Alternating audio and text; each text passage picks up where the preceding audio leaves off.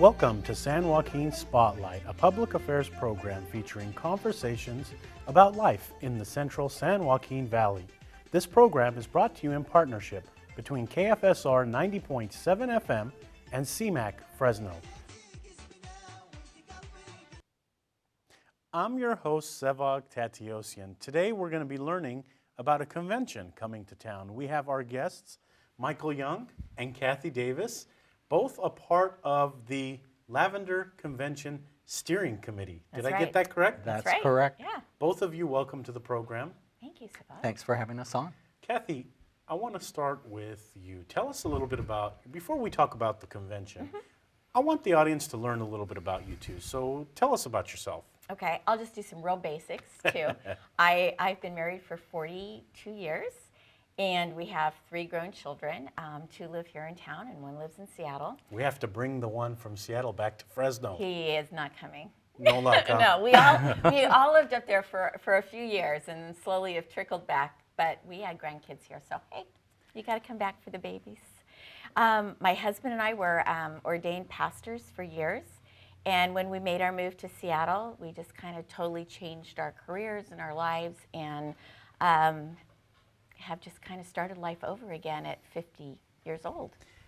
What does it mean to be ordained? Because we hear that all the time, ordained priest or ordained preacher. What does the word ordained mean? It just means that you have an organization behind you that recognizes who you are in ministry. So people can be ordained online anymore, but you know, we had an organization behind us, and then we had the last church that we were pastoring, we became independent. So the church itself ordained you, saying we recognize who you are, and that gives you the rights to do weddings and those kind of functions. It's interesting. I hear that, and I hear reverend. Yeah. I mean, you hear these terms, and we hear them over and over in life, but we never really know what the definition, at least I never really know what the definitions are. So thank and then you you for stick a woman in front of it, and that's still fairly recent that, you know, a woman can be a pastor, and some denominations still don't recognize that. But is that changing? Yes, it is. And, you know, you still have some churches that are just, kind of dig in their heels, and a lot of it has to do with, you know, how you interpret the Bible and all that kind of stuff. But you know, my husband was wonderful and just encouraged me in developing who I am, and that's who I am. Michael, let's learn a little bit about you. Tell us about yourself.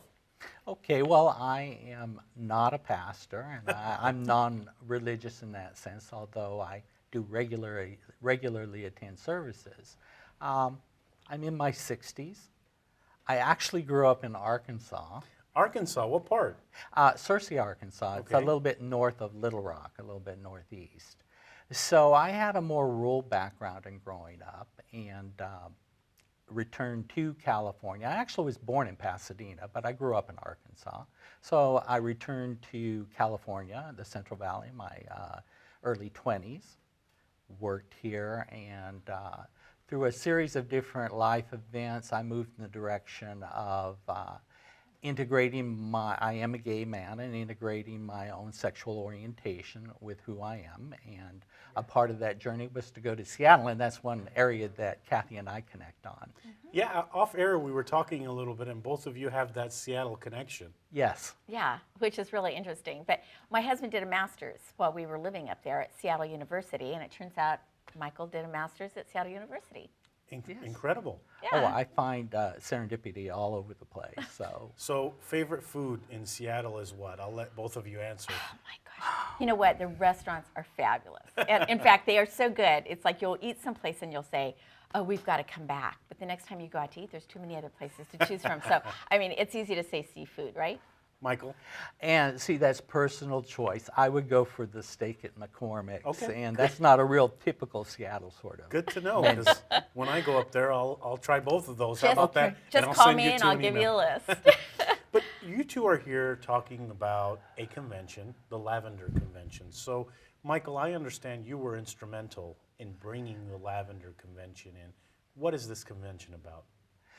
The convention is an effort on our part to help LGBT folks get in touch with their spirituality. And I want to stop you. LGBT, what does that stand for? Lesbian, gay, bisexual, and transgender. Okay, so tell us more about the convention. The convention actually grew out of a daydream that I had. It was your daydream. It was my daydream that came to life. So tell us about why this daydream. I mean, what were you thinking about when you saw this and you said, I want to bring this to Fresno? Well, it was a random thought that I was having. When I returned to Fresno a few years ago, I did get involved with the faith community. And a part of that was interfaith. I went through an interfaith process here in Fresno. And one of the things that I noted, although I learned a lot about other religions and churches, is that it reminded me of being a child in the sense of don't ask, don't tell. LGBT issues were never discussed. And in my daydream, I happened to be thinking about this. It was about 3 years ago. I don't know why. It was a random thought. And I thought, well, this is a really good idea. I wonder if we could do something about that. And I actually approached my minister about it. And he thought it was a fantastic idea. Unbeknownst to me, the following Sunday from the pulpit, he made this announcement of our conversation, and I've been chasing the Lavender Convention ever since. So do you think that, is it intimidation, or why do you think people are so, there are people out there who are against or not open to this community. What is your opinion about that, or why do you think that is? I think it's a combination of reasons, and I think they can be individual, but overall, if you wanted to look at a trend, when I look at it in my experience, is that it is mostly cultural. It is founded, though, a lot in religious beliefs or religious scriptures or religious writings of various types, which often reflect culture. We are, and later on in the program, we'll talk about something the Pope just came out and said. Okay. But before we get too far, I want to ask you about the main speaker of the Lavender Convention. And right after you tell us about the main speaker, we actually are going to show a video that the main speaker did. So let's talk about that. Well, when we were having one of our committee meetings, one of the members of the committee, not me, actually surfaced the name of who is our keynote speaker, Father Jeffrey Farrow. He was the priest at the Newman Center approximately 5 years ago.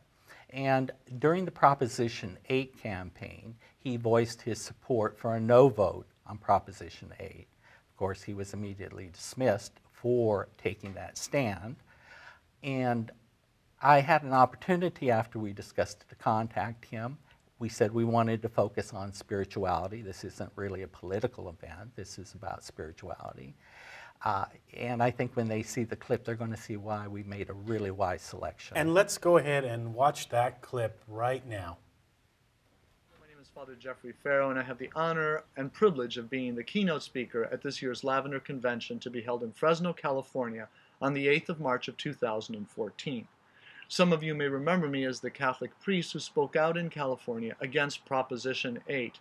And I did so because it robbed LGBT people not only of their civil rights, but of their human dignity as well. Most of us grow up in a home with loving parents. And in the home, we are given a set of values, beliefs, even the language we speak along with culture, as a starter kit by our mom and dad. All is well and good until we hit puberty. And as an LGBT person, we then discover that our sexual orientation may be at odds with some of those values and beliefs that we've been lovingly taught by our parents. In the words of Moses, this crisis represents both a blessing and a curse. It is a blessing because it forces us to examine those values and beliefs. You know, Socrates wrote that the unexamined life is not worth living. Being an LGBT person in this society forces you to examine your life, forces you to rethink some of those values and beliefs. It is a curse because, as the Center for Disease Control said in their 1999 Youth at Risk study, 1/3 of gay adolescents attempt suicide. And not reflected in those numbers are those who turn to alcohol and substance abuse. During my keynote presentation, I will examine the relationship between spirituality versus religion and what it means on a practical level in the life of an LGBT person. I look forward to seeing you in Fresno in March. We just got done listening to Mr. Farrow. This position he took cost him his career. Pretty bold step, wouldn't you say? Yeah, and I think that's one of the things that people are going to be able to identify with them. I don't personally know anybody who's lost their career, but I do know people who've lost their families. And so it's not unusual to take a stand like this and for it to cost you something. You know, I can say personally that I've probably lost friends over my stance. And, you know, you asked before, you know, why do you think there's this, you know, kind of this little battle that goes on? And the battle is there, correct? I mean, I'm not, Yes. is it No, just me? Am I no, just, it's because there. it seems like there's this clash there. Yeah, and I think one of the reasons is a type of fear, and that is an unknown. And anything that we don't know and understand, we're fearful of. And especially if you've come from a religious background, or even a strong moral background, a conservative politically background, and have been told over and over again that this is something that's wrong, then here you're confronted with this wrongness, and you just react in fear. Michael, your opinion, has this, I mean, we hear stories that Alexander the Great may have been gay. So it shows that there's been this for thousands of years. Is there a shift now of people coming out more? I believe that there is. I think the point you're making is one of the ones I like to make, is that historically we know that people we call LGBT people, gay people, they've existed throughout recorded history. We also know that there have been a lot of laws and things enacted throughout recorded history that have had a really bad effect on us. I do think today we're more able to come out. I think we've gone through, and it's talked about on our committee all the time, a phenomenal 5 years. We've seen it where it is really continues to speed up. Marriage equality has come on board and continues to march across the country, and I think we're going to continue to see that. I'm amazed. I am one of the people that didn't think this would happen in my lifetime. Absolutely, and other people share that as well. So Cathy is straight, Yes. but she's kind of helping move this initiative forward. How does that make you feel? Oh, I think it's fantastic. And I also know that without the Cathys of this world, we wouldn't be where we are. At a certain point, I think that the majority of society has to come to a conclusion. I think that's happening, that a consensus, it's time to move forward. And I think we're living in that time. I want to go back and ask you about the understanding or misconceptions regarding this community. Do you think that there are misconceptions out there about this community? Yeah, I think one of the big ones is that that it's a choice that you make, and because it's a choice, therefore you can not do it. And you know, we grow in our knowledge, and we're growing in our knowledge all the time about our physical makeup, the way our brain works, you know, the mysteries of what love is, because none of us really understand what it is that triggers in your brain or wherever it is in your body that makes you say, I love this person. And so I think as our knowledge of that grows, people are becoming more aware of it's not a choice. This is the core of who people are. Michael, is there scientific proof that says that this is not a choice?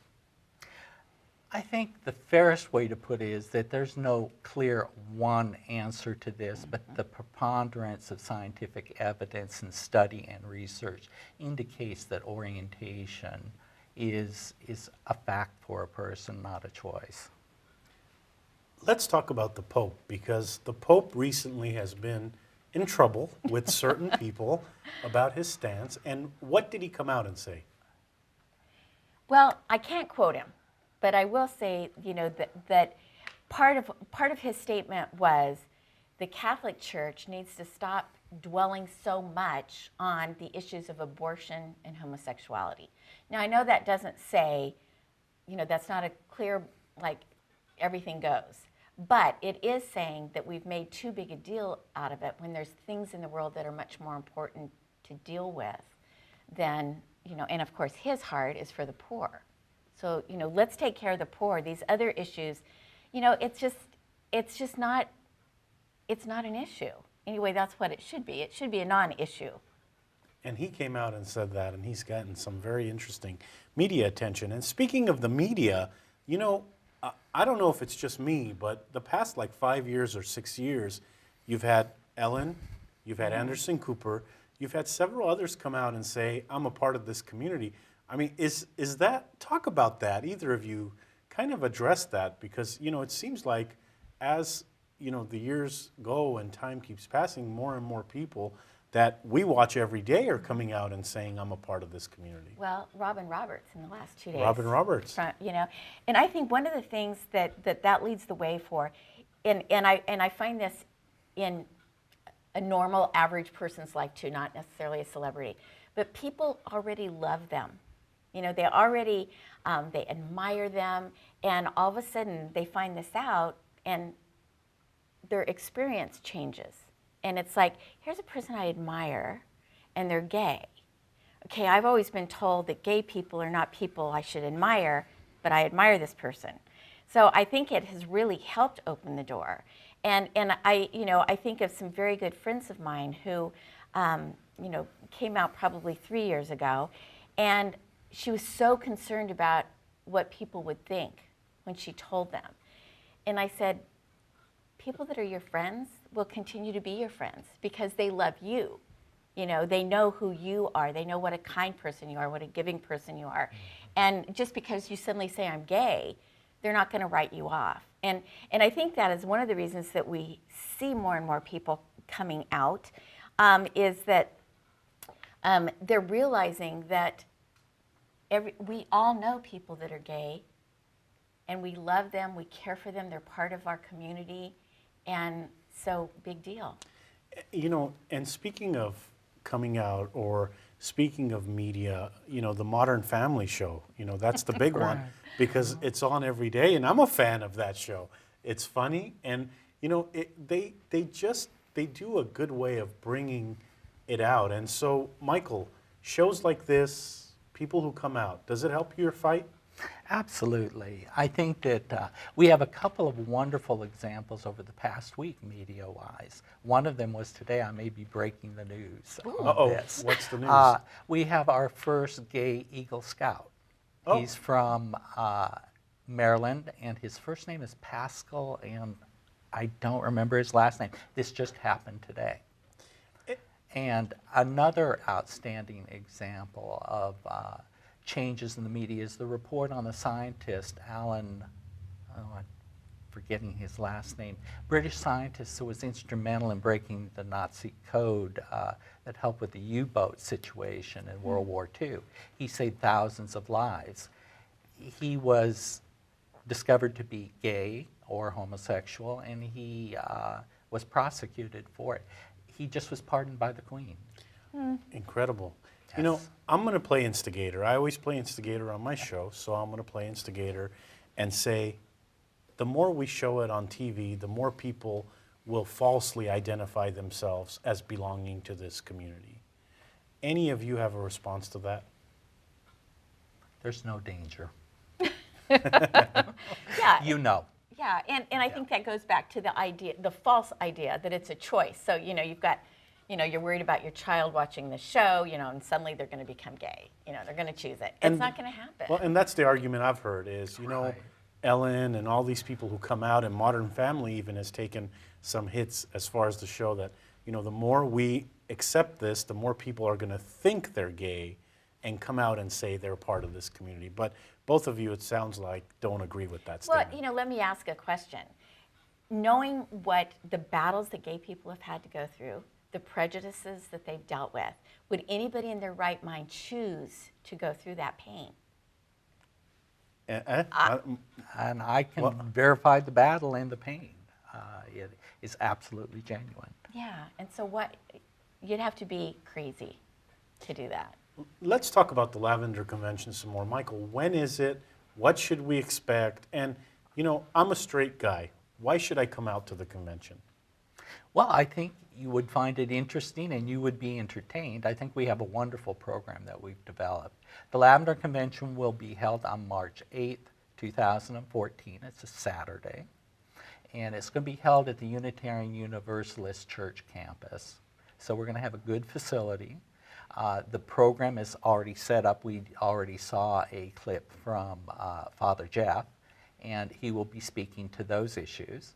We're going to start the convention actually with an opening ceremony that will showcase different religious traditions, followed by Father Jeff, followed by breakout sessions in the afternoon and some workshops, and then ending in a ceremony and a transfer, because we intend for this to be an ongoing annual event. And it sounds like there's going to be a lot of information presented at the event. Is this a Republican versus Democrat issue? I mean, I know Republicans that support the LGBT community, and then I know Democrats who say, no, that's wrong. So is it fair to say that this is a Republican versus Democrat, conservative versus liberal issue? No. I don't think that has anything really at the heart of it to do with anything. I believe that, you know, if you were looking at party affiliation, perhaps more Democrats would be more receptive of LGBT participation in society. However, there are a number of Republicans and conservative individuals who are very supportive of LGBT initiatives. Those who are more on the libertarian side, on the more conservative side, they generally are very supportive of LGBT people. They are into a person's personal civil rights. I want to ask about stereotypes. I mean, we hear stereotypes all the time. There are some offensive stereotypes out there. What do you have to say to people that are using some of these stereotypes or foul names? Don't do it. I've learned that. That has been an evolution for me, because the process is for human beings. We all evolve, including me. I know the last serious occurrence of that happened to me on the job, probably about 3 years ago, in which a supervisor got up in a meeting and said, compared LGBT folks as making a choice, like having sex with animals and children. There's just no reason to be saying that. And do you see that? Let's say you're out at a coffee shop or you're out at the grocery store.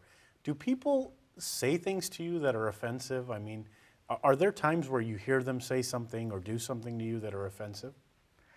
Less frequently, excuse me. It's amazing, the toning down in language. And I'm also hearing things, including, I overheard a conversation in a grocery store not long ago, where this woman was being very supportive of a clerk. And talking, he was so excited telling her about how he had his first date with his boyfriend, well, who we hoped would be his boyfriend. And she was so supportive, and thought, boy, I wish I had a boyfriend that would treat me like that. And you know, it is really gratifying to see those sorts of shifts and changes in culture. We're allowed to be seen as normal people. Interesting. I mean, Cathy, I want to go back to you because, you know, you've said off air and on air, you have a family, you're a straight woman, and you've taken charge of this issue. Your friends and family, do they question why you're doing it, or do they ever ask you, you know, why? There's so many other issues you can be getting involved in. Why this one? You know, nobody has asked me that question, but that doesn't mean that I haven't felt flack from it. You know, Facebook's a great, you know, my husband and I consider ourselves, part of our calling in life is to be instigators and to, you know, to make people think. And so, you know, we have been very out, especially during the election time. You know, we've been very vocal about what we think and supporting the LGBT community. And, you know, our friend list has gotten smaller and smaller. But my kids are just gung-ho. In fact, my daughter, one of my daughters is the whole reason I'm doing this. She's sent me a message on Facebook and said, hey, Mom, I found out about this. I think you'd love to be a part of it. So, you know, I've got my kids doing that to me, you know. And so I just, you know, I just have gone through my own transformation in my thinking, because I grew up in a faith tradition that would not have looked well on the LGBT community. And, you know, again, my experience began to override some of the traditions that I had been taught. And people that I knew, what I saw in them just completely was the opposite of what I had been told a gay person would be like. And I finally had to give up and say, all those years I've been wrong. Well, we're running out of time this week. I mean, I could talk to you two for another hour about these things, but Michael, I want to ask you this question. Yeah. For the mother whose son or daughter has come out and said, I'm a part of this community, what advice would you give them? I mean, it's got to be a tough thing for the parent, but what would you tell that parent? Love them and work through it. I have a real simple view of what love is because I really can't define that. You were talking about that earlier. The best I can do is to say it's connection. They're connected with their children. And that's where we see some major things occurring. We were talking earlier about a conservative bent. Senator Portman in Ohio, when his son came out in college, he changed his position on marriage equality. Stay connected to your child, and it will work out. Follow the process. Well, the big one was it Senator McCain or no, Mr. Cheney's Yes. daughter is a part of that community, and he's known as this conservative person. Correct. So, you know, it's happening. Would you say it's happening all over? I mean, in every family? Yes. I think there's a more willingness to talk about it and identification. I'm not the first gay person in my family. Up to me, nobody would have ever talked about it, but they were there. You know, we're out of time this week on the program, but thank you two so much for coming on Thank San you. Joaquin Spotlight and telling us about the Lavender Convention and talking about this issue. I really appreciate it. Yeah.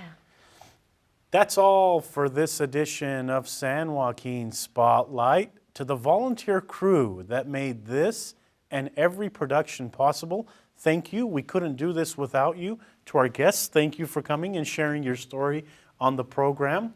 To our listeners on KFSR 90.7 FM, and to our viewers on CMAC, Comcast, or AT&T, tune in next week for a new edition.